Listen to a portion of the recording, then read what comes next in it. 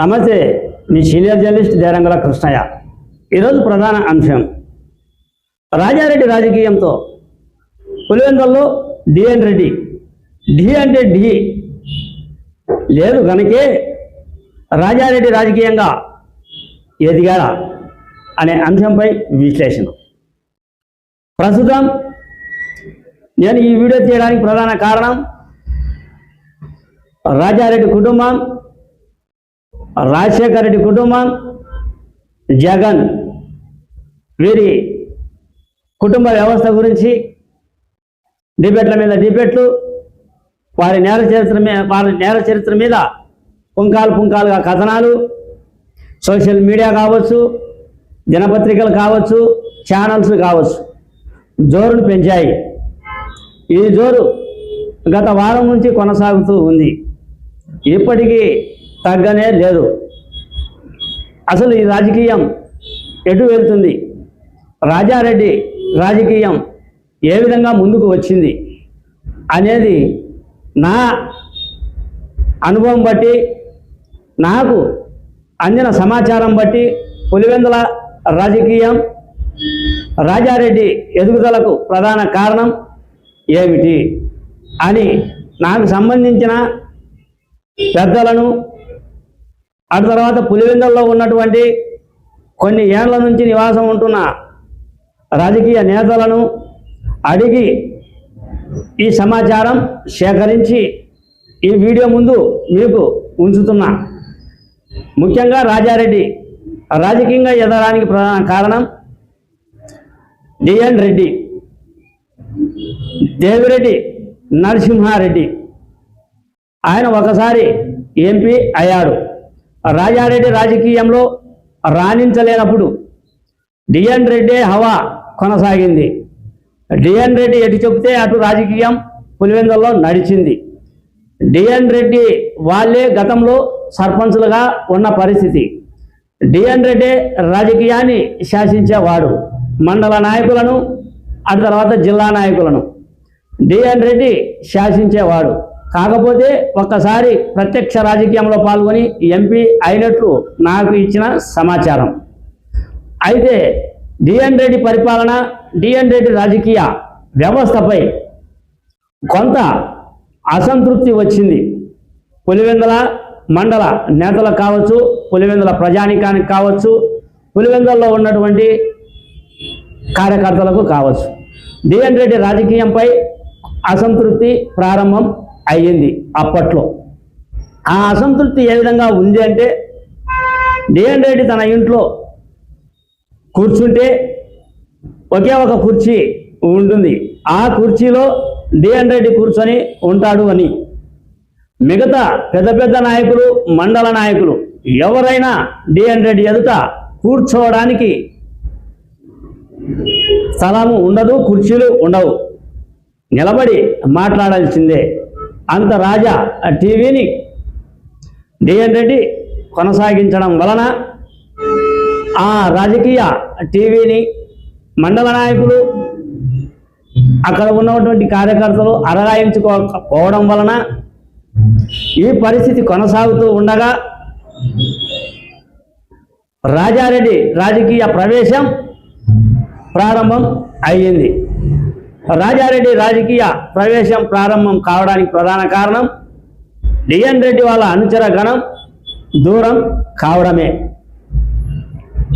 అక్కడ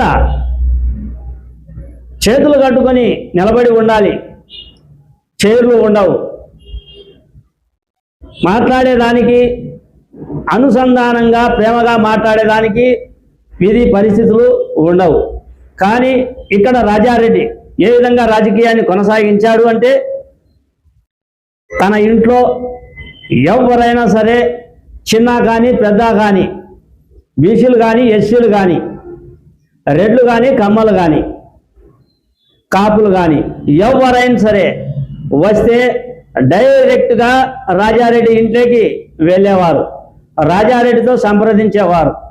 రాజారెడ్డి డైనింగ్ టేబుల్లో కూర్చొని భోజనం టైం ఉంటే భోజనము, టిఫిన్ టైంకి వెళ్తే టిఫిను, రాజారెడ్డితో భోజనం చేసి కులమత భేదాలు లేకుండా ఆయన వద్దకు వెళ్ళి ప్రజా సమస్యలను, కార్యకర్తల సమస్యలను రాజారెడ్డికి చెప్పుకునే పరిస్థితి. ఇక్కడ డిఎన్ రెడ్డి రాజకీయంతో అసంతృప్తి చెందే, డిఎన్ రెడ్డి చీరు పట్ల కార్యకర్తల్లో విరక్తి చెందే రాజారెడ్డి ప్రేమ అభిమానాలు, ఆయన చూపిస్తున్న మాటల తీరు, ఆయన ఇంట్లో డైరెక్ట్గా డైనింగ్ టేబుల్ మీద కూర్చోబెట్టి ఆ ఆహారం అందించే పరిస్థితి, మనిషిని నమ్మితే ఎస్సీ కాదు, ఎస్టీ కాదు, బీసీ కాదు, కమ్మ కాదు, కాపు కాదు, ఎవరైనా సరే రాజారెడ్డి నమ్మితే వీడు నావాడు, వీడు నా మనిషి అనే కోణంలో రాజకీయం చేశాడు రాజారెడ్డి. అందుకే రాజారెడ్డి రాజకీయం నచ్చడంతో రాజారెడ్డికి పులివెందులలో ప్రజానికం జేజేలు పలుకుతూ అప్పట్లో వచ్చారు. అందులో భాగంగానే రాజారెడ్డి ధీటుగా డిఎన్ రెడ్డి వాళ్ళు రాజకీయం చేయకపోవడం ఒకటి, అప్పట్లో రాజారెడ్డి దూకుడుకు తట్టుకోలేక డిఎన్ రెడ్డి కుటుంబం వెనకడుగు వేయడం ఒకటి. దీంతో ప్రజా అభిమానంతో ప్రజలు నమ్మడం పట్ల రాజారెడ్డి అంచెలంచెలుగా ఎదిగాడు. అంచెలంచెలుగా ఎదిగి సర్పంచ్లు, వార్డు మెంబర్లు, ఆ తర్వాత మున్సిపల్ చైర్మన్లు, ఎమ్మెల్యేలు, ఎంపీలు, మంత్రుల వరకు కొనసాగింది. అంటే అది కేవలం డిఎన్ రెడ్డి డి అంటే డి అని చెప్పకపోవడమే, వాళ్ళ రాజకీయ టీవీని చూసి పులివెందుల ప్రజలు ఢీలా పడడమే ప్రధాన కారణం. ఇక్కడ రాజారెడ్డి ఆ చిన్న సంకేతాన్ని కనుగొని మనుషులతో మమేకమై మనుషులతో రాజకీయం చేసి తన అనేవాడు మా వాడే అనే కోణంలో రాజకీయం చేయడం, భుజం తట్టడం, నేనున్నా అని చెప్పడం, రాజారెడ్డిని నమ్మారు పులివెందుల ప్రజానికం. అదే కోణంలో రాజశేఖర రెడ్డిని నమ్మారు. రాజారెడ్డిని ఏ విధంగా నమ్మారో రాజశేఖర రెడ్డిని అంతకంటే అంత నమ్మారు జనాలు. రాజశేఖర రెడ్డి పనితీరు కూడా అదే విధంగా ఉండింది. ఇక పల్లెల్లో ఫ్యాక్షన్ గొడవలు విషయానికి వస్తే, వీడు నావాడు అని సర్ది చెప్తాడు, వాడు నావాడు అని సర్ది చెప్తాడు. వీలైతే రాజీ చేసే ప్రయత్నం కూడా రాజారెడ్డి ఒకానొక టైంలో చేశాడు. రాజారెడ్డి మాట వినకపోతే, రాజారెడ్డిని కాదనకపోతే, ఏదో సమస్య తెచ్చుకుంటే ఆయన దూకుడు రాజకీయాన్ని పెంచుతాడు అనే నానుడి కూడా ఉంది.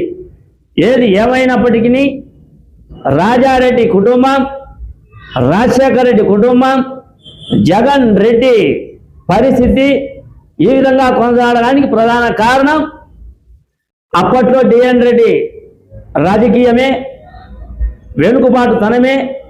ఇప్పుడు రాజారెడ్డిని నమ్మిన వాళ్ళే పులివెందుల కార్యకర్తలు, నాయకులే ఇప్పటికీ నమ్ముతూ ఉన్నారు.